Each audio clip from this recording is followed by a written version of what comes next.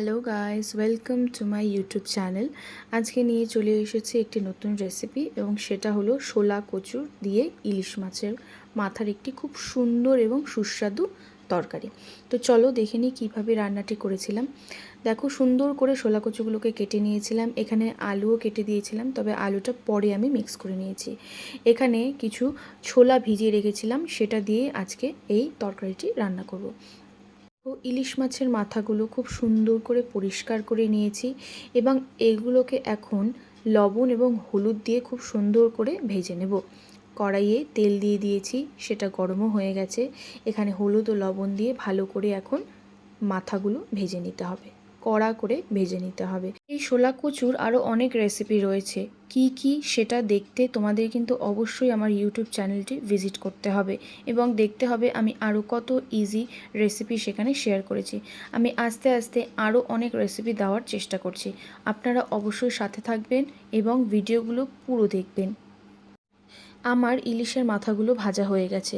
এখন এখানে আমি ফোড়ন দেবো। ফোড়নের জন্য নিয়ে নিয়েছি কালো জিরে, দুটো শুকনো লঙ্কা, দুটো বা তিনটে আপনারা যে হিসেবে খান সেই হিসেবে। এখন আমি আলু এবং শোলা কচুগুলো যে কেটে রেখেছিলাম সেগুলো কড়াতে দিয়ে দেব এবং সুন্দর করে সেগুলো নাড়িয়ে নাড়িয়ে ভেজে নেব। দেখো দেখতে কতটা সুন্দর হয়েছে। এটা দেখতে যতটা সুন্দর হয়, খেতে তার থেকেও আরও বেশি টেস্টি হয়। আমি ভিজিয়ে রাখা ছোলাগুলো দিয়ে দিয়েছি এবং এখানে দিয়ে দিলাম হলুদ পরিমাণ মতো এবং দিয়ে দেব স্বাদ অনুযায়ী লবণ। আপনারা অবশ্যই লবণের পরিমাণ কম এবং বেশি করতে পারেন। যেই হিসেবে আপনারা লবণ খান সেই হিসেবে লবণের পরিমাণ অবশ্যই দিয়ে দিতে পারেন। এখন আমি এই যে সুন্দর করে এই শোলা কচু এবং আলুটা এবং ছোলাটাকে ভেজে নেব।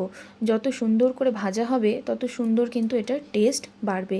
অবশ্যই প্রত্যেকটা রান্নায় টেস্ট তার বাড়ে কীভাবে কষানো হয়েছে, কিভাবে সেটাকে ভাজা হয়েছে তার উপর। ইতিমধ্যে আমি এখানে দিয়ে দিয়েছি কিছু লঙ্কা। আমরা একটু ঝাল বেশি খাই, তাই ঝাল বেশি করে দিয়েছি। আপনারা আপনাদের মতো করে অবশ্যই লঙ্কা দেবেন। এখন আমি এখানে দিয়ে দিয়েছিলাম একটু জিরে ও ধনিয়ার গুঁড়ো। এখন দেখো, এখানে একটি নারকেল নিয়ে নিয়েছি। নারকেলটা সুন্দর করে ফাটিয়ে নিয়ে সেটা জলটা রেখে দেবো এবং জলটাকে পরে অবশ্যই খাওয়ার জন্য ব্যবহার করব। এবং নারকেলটা যে রয়েছে সেই নারকেলটা ভালো করে কুটিয়ে নিতে হবে। তবে এই রান্নাটায় খুব বেশি পরিমাণ নারকেলের দরকার পড়ে না, একটুই নারকেলের দরকার পড়ে। তবে সেই একটু নারকেলের জন্যই কিন্তু রান্নাটার টেস্ট এবং স্বাদ অনেকটা বেড়ে যায়। দেখো নারকেলটা সুন্দর করে কুটিয়ে নিচ্ছি। এবার দেখো আমি এই যে শোলা কচু আলুটা ছিল একটু ঢেকে দিয়েছিলাম যাতে সেদ্ধ হয়ে যায়। এখন ভেজে রাখা ইলিশ মাছের মাথাগুলো সেখানে দিয়ে দিলাম, দিয়ে আরেকটু নাড়িয়ে নিলাম। দেখো সুন্দর শোলা কচুগুলো একটু ভেঙে ভেঙে এসেছে, কারণ সেগুলো সিদ্ধ হয়ে গেছিলো। এখন দিয়ে দিলাম সেখানে সেই নারকেল কুড়োনো এবং হাফ চামচের মতো চিনি। তরকারিটা আমাদের হয়ে গেছে। এখন আমি একটি পাত্রে সেটাকে নামিয়ে নিচ্ছি। এটা খেতে যতটা টেস্টি, দেখতেও আরও সুন্দর হয়েছিল। অবশ্যই আমার চ্যানেলটি সাবস্ক্রাইব করতে ভুলবেন না। রান্নাগুলি কেমন লাগছে অবশ্যই কমেন্ট বক্সে জানাবেন। টাটা, দেখা হচ্ছে নেক্সট ভিডিওতে।